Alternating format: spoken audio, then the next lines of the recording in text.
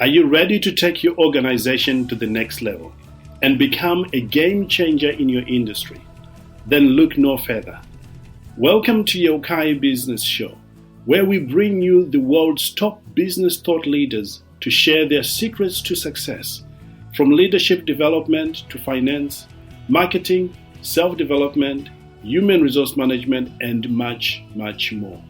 Our guests reveal the strategies, tactics, and mindsets that have made them so successful. So let's dive in and learn from the best in the business.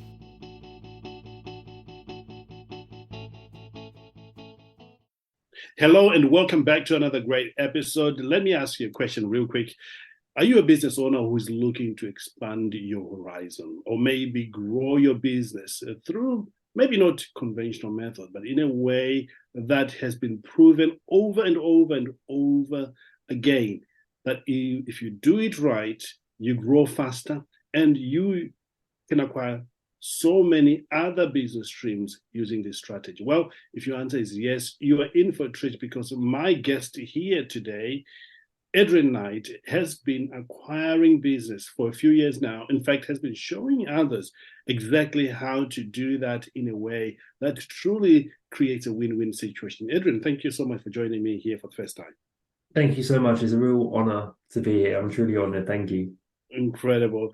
You shared with me earlier on an interesting concept, maybe principle, what is happening today that I think everybody needs to know about right at the beginning of our recording. Would you share with everybody what's happening with the baby boomers?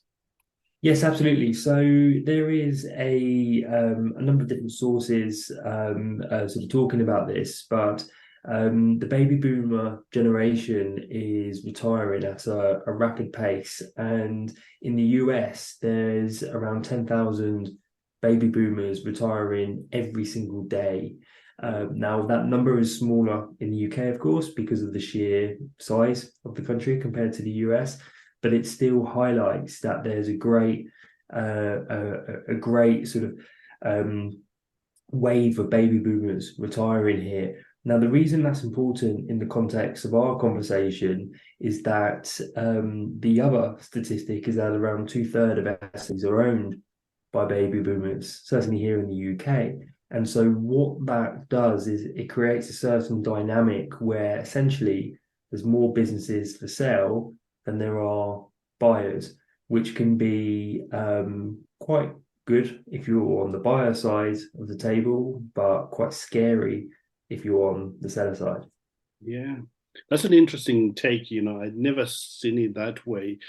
So I'm glad that you are here today, because this is something that you specialize in helping people. And I hope today we will certainly help people discover a more reliable way of growing business. Now, a little bit about Adrian. If you're wondering who Adrian is, he lives in Reading, not too far from where I live, buys and sell business for a living. In fact, he's gone on to create a process that helps individuals do the same. In his recent business, which is a multi-million children's education group, he has been able to create tremendous success and has built a team of people helping him in his office. He believes in hard work. He believes in helping entrepreneurs and business owners like yourself. Adrian, give us a snapshot of your journey from where you were working in the corporate world to where you are right now. Yes, I mean, my entrepreneurial journey started quite early in my teenage years, and started with essentially a paper round, which turned into 5 paper rounds, which I essentially franchised out to my friends while I was working in the paper shop, and kind of evolved from there really. What I was sort of forced to go into the corporate world in the latter part of my 20s, because the one thing that was very clear to me was that I was a terrible startup entrepreneur. I've had 12 failed startups and one sort of semi-success, in that it didn't fail, but it didn't really succeed either. It wasn't really making any money, but there was a small team of people there. So I was essentially sort of, I say forced, but I decided to go back in to get like a proper job, as it were, to simply like replenish my bank account and then to go again, really. But it was around this time that I recognized that there was and are different types of entrepreneurs. Like, you don't have to be the person who just starts something from nothing and Yes. grows it. There are other types there. And so for a series of sort of just life events that just happened very naturally, I made the decision that if I was going to do this, like the buying and selling businesses, that basically I had to get going. And it's been one of the best decisions I've ever made. Yeah, and one of the things that I like particularly in your story is you decided at the time when you were expecting a baby that you were going to go into this full time. Talk about that for a minute. Yeah, so I'd already left the corporate world. I left the corporate world nearly 6 years prior, Right. and every single day of those 6 years, I've been just grinding away, building my semi sort of half failure, half successful startup. And when I discovered I was going to be a dad, it was like a lot of new mums and dads. It was just a reality check, and Yes. here I was working every hour under the sun. I wasn't making any money. I was thinking, how on earth can I not only support this child, but be there for them as well as the dad that I wanted to be? Like, I'm a very hands-on dad, and I love that role, and I love the relationship I have with my daughter Evie. And I knew I wanted that before she had even, arrived here. And I just recognized that something had to change, and it had to be a big change. Like, it wasn't a case of doing another startup because I already had so many failures behind me. And I spent a lot of time when I found out that summer. I spent a lot of time by myself, and I'd done a lot of walking. My step count was going through the roof, but I was essentially like reflecting and contemplating and just thinking about what type of role model I wanted to be. And for me, I wanted to be the type of dad that, like, wanted Evie to grow up seeing her dad following her passions Yeah. and living the type of life that he wanted to live. And one of my aspirations had always been to buy and sell businesses. And so I thought, if I'm going to do this, like, now's the time to do it, That's right. not just from an aspirational perspective, but also from a practical perspective of, I need to make this work because I've got bills to cover and yeah, like all of that good stuff. So it's been so interesting because Evie, who's just turned 4, she was very much the inspiration and the driving force of this, and seeing how that has like evolved as she's evolved, and now we have a multi-million children's education group. Plus, because I'm not involved in the day-to-day of that at all, I have a lot of bandwidth, so I'm there for her. But then I'm also in a position where I can look at other companies and typically go in more and turn them around type thing, because I love to do that. So yeah, it's been just fascinating watching the business grow alongside Evie. It's like one and the other. Yeah. What I love about your story is really once your why was strong enough, it pushed you into actually following your passion and you turned it into, into this multi-million pound business. But I want to focus for a moment because your business did not just grow straight away. You went through a lot of personal development. You changed your routine. Maybe we could share with Bill and everybody here who's looking maybe to take their passion to the next level and maybe get into buying and selling businesses. Would you take us your journey into changing the person you were uh, before you started doing what you're doing now? Yeah, absolutely. So a lot of people approach me, particularly people who are within sort of proximity, and they've been able to see the growth that has happened like very quickly with the children's education group.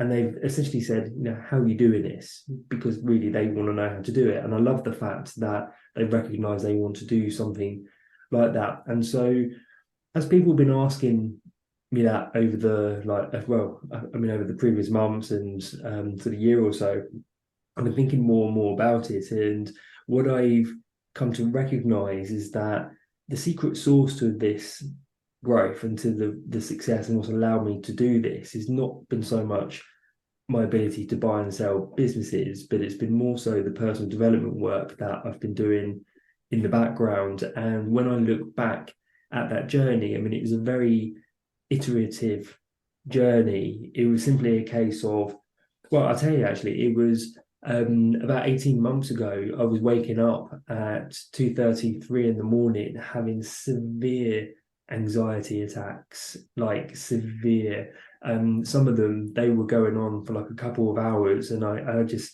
in sheer, like, laying there in sheer dread, thinking my world, the world is ending, and it would take me a couple of hours to sort of get out of that, and just to realize, like, it's okay, like everything's okay.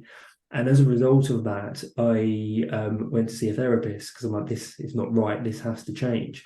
And that process of seeing a therapist started to focus me on me. So I started to create space in my life where I wasn't getting up at sort of like 4:30 in the morning to answer emails as I was before, because I was so busy.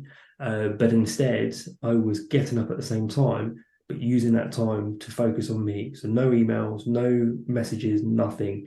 I started reading, started meditating, and started doing all this stuff that focused on me purely for my own well-being. But then what happened after that, I just wasn't expecting, and I don't think my therapist was expecting it either, because I needed this so much. I just needed some time in the day for me, like just a couple of hours of just being able to focus on myself. But then as a result of that, the business just took off in ways I couldn't even begin to understand. And I thought I was just on a bit of a lucky streak, if I'm honest. And it kept going, kept going, kept going. And then one of my earlier acquisitions, I exited. At the same time, the business is growing, and like the children's education group, I'm like, oh my God, this is amazing. And then what happened when it all came together was I just acquired a business, my last acquisition actually, in October last year, and we had already booked a cruise. My family and myself, so we'd already booked a cruise. So we went on this cruise, and I was waking up every day feeling utterly dreadful, and I just couldn't understand it, because like life was good from a business perspective. Here we are, well, here we were on this lovely cruise. I was waking up feeling awful, and I was like, what's changed here? And it was the day before we came back home, when we docked, when I realized, I was like, I know what it is. I haven't been doing me. I haven't been putting the time in for me. I've been waking up and going straight into dad mode, even though we was on holiday, and I wasn't creating that space for myself. And so I instantly went back to it, and then that was it. Like everything just swung back the other way. I'm like, okay, this is real. This is more than just a routine, or getting up early to read a book. There's something more powerful here, and that has just evolved and evolved and compounded to the point now where I spend the majority of my time focused on growing myself, and it's having a very tangible impact on the business, or businesses, should I say. Wow, incredible. I love that story because it is aligned with so much that we believe, and I'm sure Bill believes in this, that your income grows in direct proportion to the rate at which you're growing. And if Yeah. you're growing personally and you're growing in your understanding of what a magnificent being you are, and the things that you're capable of doing, things, the gifts that are inside you, and you're in that gratitude state, it manifests itself in different ways. Absolutely love that. Now, can you take us through that routine for those who don't have that routine, so maybe they could learn from that, maybe begin to apply it for themselves? Absolutely. To be perfectly honest, I kind of want to stand from the rooftops and shout about this, and just say to everyone, if you hear nothing else, just please, please, please listen to this, because it has just been so transformational for me. And I'm very active on Instagram, and I share this like literally I post several times a day, going through talking, like, this is my routine. So I wake up at 4 a.m. every single day, 7 days a week, 365 days a year. And the first thing I do is I actually post a screenshot of my phone at 4 a.m. with a positive quote on Instagram, which purely is just to set my mind right, and to anyone who watches, set theirs right. I then go straight into reading. So I read 10 pages of a book. I then spend time visualizing. I then spend time meditating. I then get ready and I drive to the gym, which isn't too far down the road from myself. And I go and work out. And I'm at a place now where I work out twice per day. Like, this has been so impactful, but I'm not doing it for physical reasons. So my first workout of the day is in the morning, and then I come home. And just this morning, actually, I posted on my drive on the way home. It was just turned 7:30, and I pulled over and I just put a post out saying, and this is true, like this morning I woke up, it was just before 4 o'clock. I was completely disorientated. I didn't know where I was, what day it was. I just wanted to go back to sleep. I was, feeling really tired, but I had just gone straight into my routine. And at that time of posting the video, I literally said it this morning, like, I am pumped. I feel great. 7:30 on a Monday morning, and I feel fantastic. And the point of that post was to sort of show the difference of what would my day have looked like had I just gotten up, or even gone back to sleep, and then gotten up and gone into my day straight into dad mode, straight into work mode, compared to spending that time, those few hours in the morning, focusing on myself, and then I'm going into the day like, right, let's do this, and you're going in as a higher version of yourself. So that routine is very regular. I have a couple of extra things I do on the weekend, and I sort of alternate some of the tasks. But fundamentally, I have a plan each week that I follow, and I follow it every day, and it's just not let me down. Mm-hmm. Wow, it's amazing. You mentioned about Instagram. For those who want to check out that routine on Instagram, would you share your handle so that people can follow that up? Yeah, of course. So my handle is Adrian J Knight. That's Knight with a K. So Adrian J Knight. I'm extremely active, especially on the Instagram stories. So I'm posting several times a day on there, which is everything from my morning routine. So you see my workout in the gym, you see my wake up time, you see sort of what I'm reading, all the way through to inside my businesses. I talk about specific deals I'm looking at, specific businesses I'm thinking of acquiring or maybe not acquiring, and just try and share everything. My big thing with it is, like, for anyone who knows me, like, I'm a real open book. Like, I don't really do, like, yeah, I don't know, I don't like masks. So you see a lot of stuff on like Instagram, say people driving a nice car, and that's great. But I'm the one there saying about how I woke up feeling really anxious this morning, and this is what I've done to get through that, rather than just, you know, what someone might like, if that makes sense. Yeah, rather than sharing what is working, the results of all only, but you share the process. Love that. Yeah, definitely. And just being real, because a lot of my peers, and particularly ones who have grown businesses, when you speak to them, like from the outside in, it looks like they're living great lives and they've got these lovely businesses, like the things that many, certainly younger entrepreneurs aspire for. And I mean younger in terms of their journey, but actually get beneath the surface, and it's like anxiety ridden and all this self-doubt and everything else. And that's the bit I'm interested in, like the reality of the situation. Love that. There you have it, Bill. If you want to try this routine that Edwin is talking about, just go ahead and click the link below. You'll be taken to Edwin's page. And also, if you want to learn more of what we are talking about, please don't stop asking questions. Edwin, let's switch our conversation for a moment and talk about buying and selling business. Uh, Knowing what you know today, if we were to go and start all over again, where would you start on this journey of buying and selling businesses? It's a really good question. And I've learned a lot over the last few years. I've acquired, I think, 8, 9 businesses, but they've not all been a success. I've had some real train wrecks in there as well, and they would have remained train wrecks had I not continued acquiring and like sort of taking those lessons and applied it to the next sort of acquisition. But if someone's looking to start with this, the first thing I would say is like you do need to get educated. Like there are risks involved with this. There's no question about that. And I'm not just talking about financial. You've got legal risks. You need to know how to protect yourself properly when going into this, which I've learned sort of the hard way with stuff. The second thing I would say is that how a lot of us think about buying businesses or what it might be like to buy a business is often not the reality at this Right. level. So a lot of people will first of all think that you need to have loads of funding behind you and it's a highly financial transaction, it's a highly financial process in which you're going through the numbers and you're analysing and you're sort of negotiating over the final points.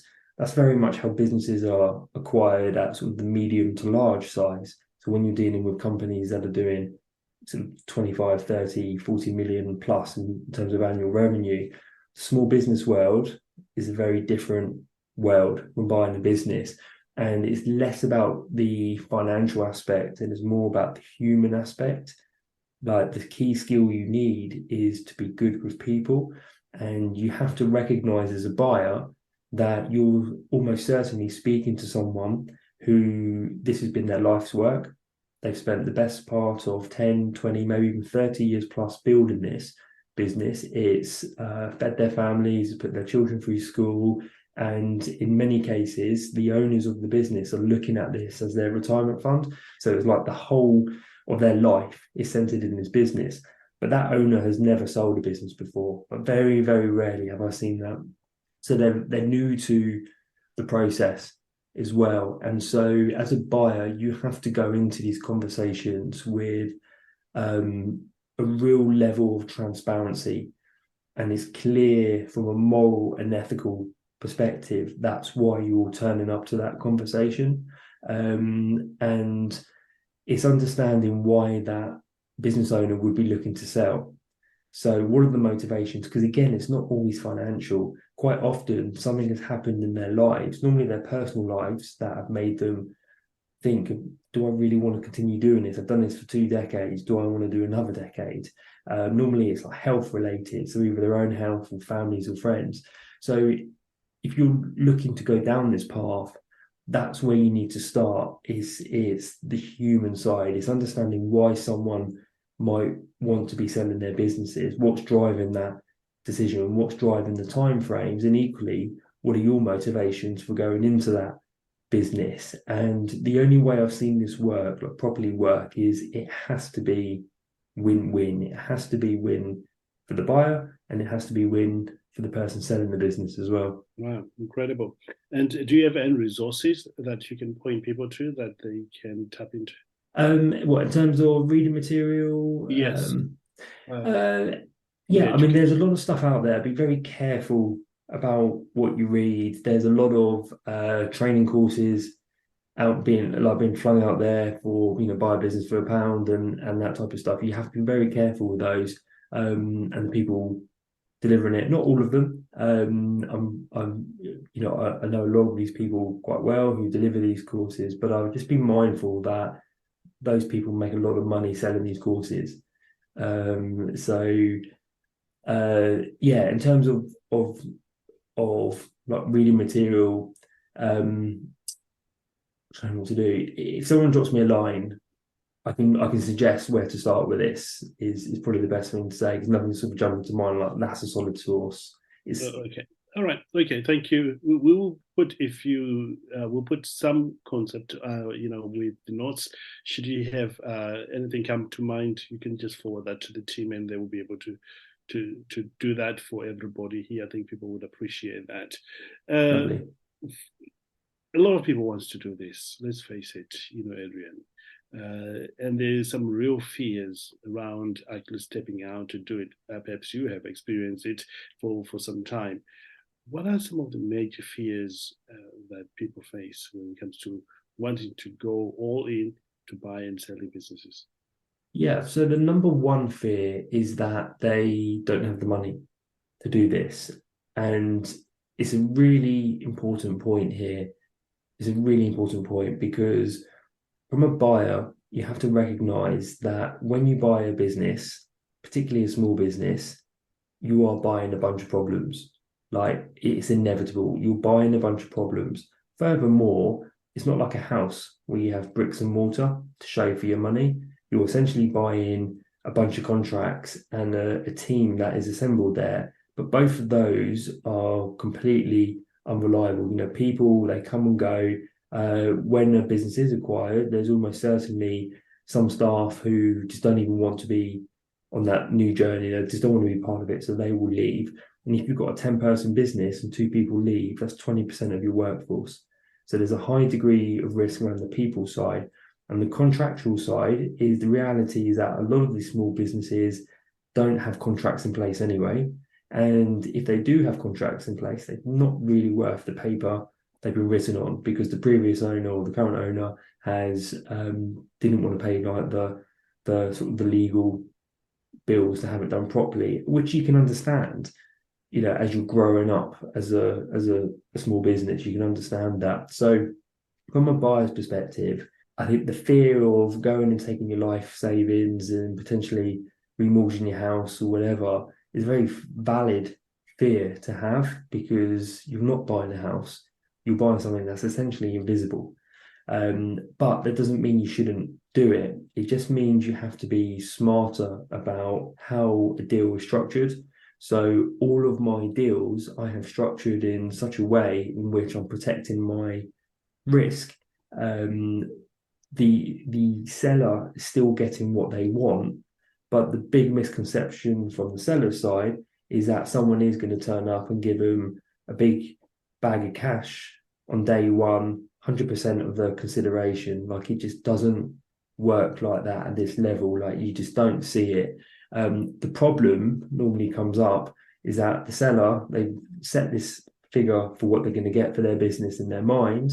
That figure is normally higher than the reality of what the business is worth. So there's already this discrepancy between the two. But then when they realize the buyer isn't going to give like a bunch of cash on day one, it's a big problem because they've mentally already spent it. They've already purchased the world cruise. They've already paid off their mortgage. They've already, done this for their son or their daughter.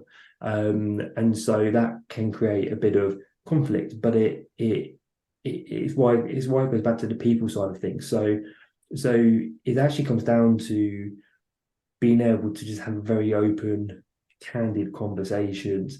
And on that basis, the fear of having to risk all your money kind of evaporates because you're not having to put all your money from a buyer's perspective down on day one. So anyone who's interested in this, I would strongly suggest to them that that's not the way. And like in terms of putting your own like life savings down and remortgaging the house. And if you are looking at deals like that, then pull back immediately because it's not the right. It's very, very, very risky to do that, and I've never really seen it work. And also, having acquired multiple companies now, I've never had an acquisition that didn't go a little bit, at least a little bit sideways post deal. Wow, incredible.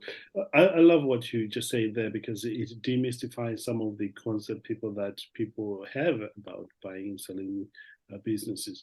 Now, talk me through the process of buying. So the first step in the process is identifying the business or the type of businesses that you want to buy.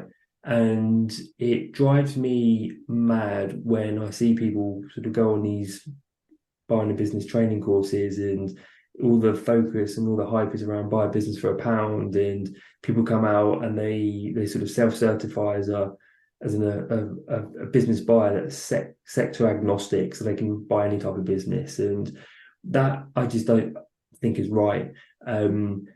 If this is your first time in particular buying a business, then you want to stick to what you know. So a sector that you understand, a sector where you understand the language first and foremost.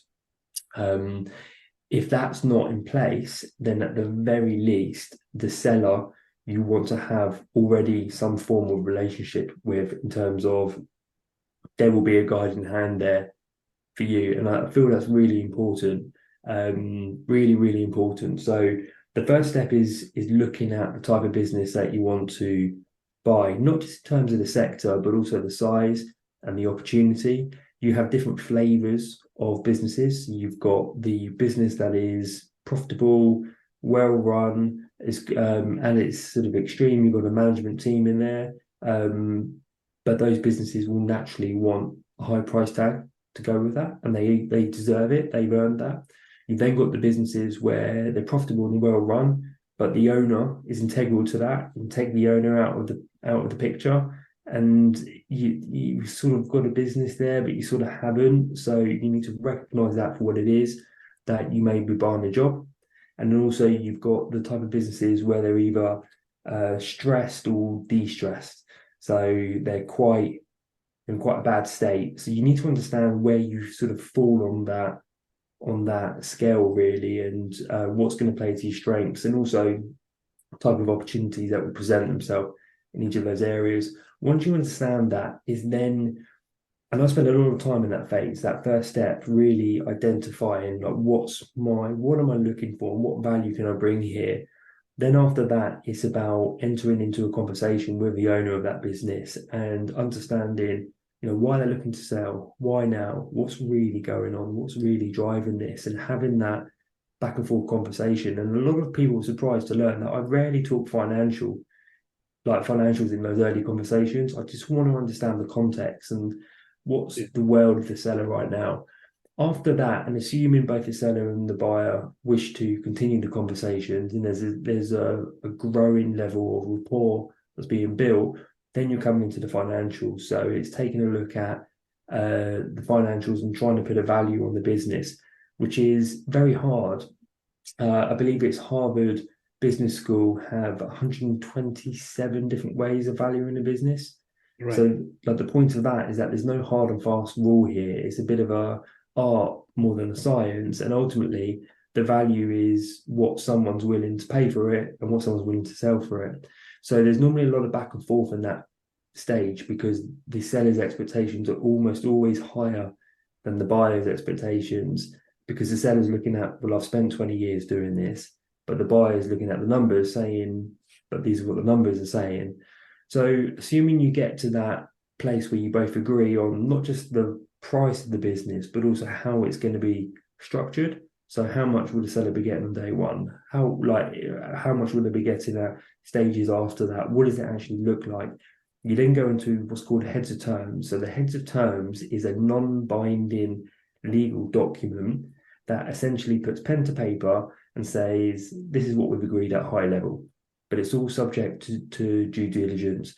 That there's one legally binding clause in it, just the one, which essentially gives the seller agrees to give the buyer a grace period, because due diligence normally comes, you need to put a bit of time and money into due diligence and doing it properly. So it would be unfair for the seller to agree a deal on principle with a buyer and then also to be speaking to other buyers while so that's the only legally binding. It's normally a 3-month period. So signing the heads of terms is a big sort of milestone for both the buyer and the seller, because it shows both parties that the other is interested. At that point, you're going into due diligence. Now, due diligence comes in different flavors. You've got financial due diligence, you've got legal due diligence. So do they have trademarks? All of this stuff. We've got the people due diligence, HR. Well, let's see the employment contracts. If they have employment contracts, it's scary how many don't. And all of these other, seriously, like scary how many don't. And all of these other like factors, and you're essentially getting under the bonnet of the business and seeing what the problems are and trying to get a sense for the reality of it. Now, you will come out of due diligence and you'll go into the final stage, which is signing the legal documents. So this would be the share or purchase agreement or the asset purchase agreement, depending on if you're buying the shares of the company or if you're buying the assets. You'll have a lot of supporting documents that go with that. So if it's a limited company, the existing owner will probably be residing as a director, and there's a number of other documents that go through. And then upon signing that, you're the official owner. But this is where people kind of go wrong in a way, because the easy part here is buying the business. But genuinely, that's the easy part. The hard part is what you do once you've signed that document. So very few people, and I was the same here for my first handful of acquisitions, had no real plan, no real blueprint of what I was going to do once I'd acquired that business and once we were going into it. And that's the bit that needs the most thought, because not only do you need to plan that out, you also need to recognize that that plan is almost certainly not going to happen, because events are going to come up and problems are going to come up that you just haven't anticipated. But it's going through the process to be able to at least like prepare for that the best you can. That's right. That's right. Because people could end up leaving, and if you don't have a good backup plan, you are left to having a job, like you alluded to earlier on. I'll give you a real example of my last acquisition. So I went into this business that had 10 people in the business, and I knew there were a lot of problems in it, but we didn't know exactly what the problems were. My accountant and myself were asking questions that the previous owners just couldn't answer. And it was a combination of, I think, part of some of the questions they didn't want to answer, but even more scarily was that for the other questions, they didn't have the answer, they didn't have the information. That was quite scary. So the deal was structured in a way in which there was little consideration paid on day one. But I went into that knowing that there would be some problems come up, and any problems that did arise would be taken off the actual value of the business. So the owner was getting a quick exit, completely run out of steam. I'm going in to solve these problems, but that was the price, like in terms of how we got this consideration. And so within 24 hours of signing the agreement, I had two of the sales team call up saying that another one of the sales team had been siphoning off leads and was trying to steal business. So that resulted in me sort of discontinuing them straight away.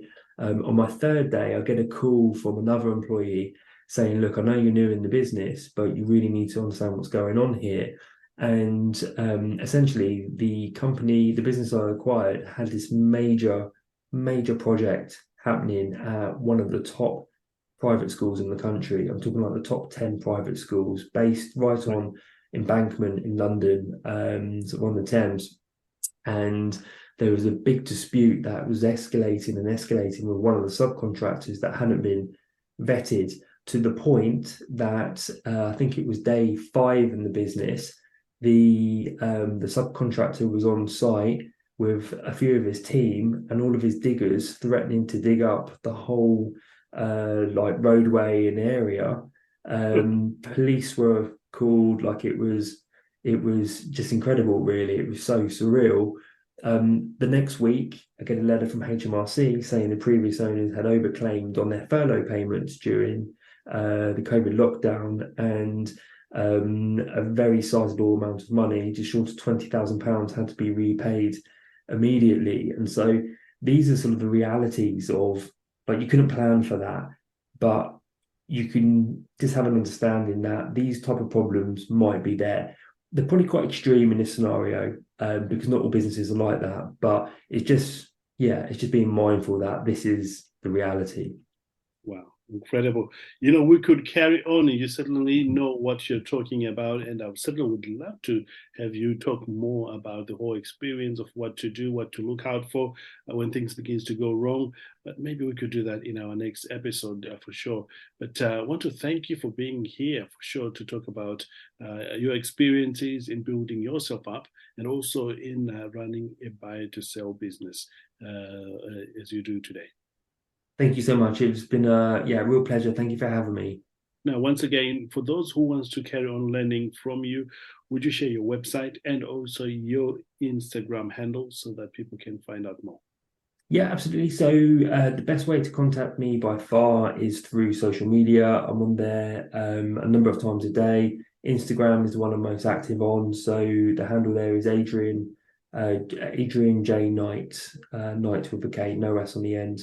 I'm also on LinkedIn as well. I'm not as active on there, but yeah, I'll respond to messages as quickly as I can. Excellent. We'll also put that information below the recording of this conversation, indeed, for you to access it for sure. Now, here's what we always say: never leave a place of discovering a new concept or learning something new without scheduling when you're going to apply to see for yourself whether what we've talked about works. Because if you don't test it out, you won't know. So I want to encourage you. Maybe you've been writing notes just like I have been. Maybe just circle one or two of those things and plan out. When are you going to test this out? Next week, next month, or even next year? As long as you've got a plan, you might be able to implement it. So I want to encourage you. If you get stuck on there, reach out to Adrian or reach out to us, and we'll find a way of supporting you. Our goal really is to help you get closer to your goals, which may be to grow your businesses or help other people grow their business indeed. So without spending more of our time, I know you're busy, we want to leave you with these words: live well, live with passion, know that the best is truly yet to come. Adrian, once again, thanks for being on the show here with us, and can't wait to see what is next on your path. Thank you so much. It's truly a real honor. Thank you. Incredible. Have a great day, everybody, or a great evening wherever you are joining us from. And goodbye for now.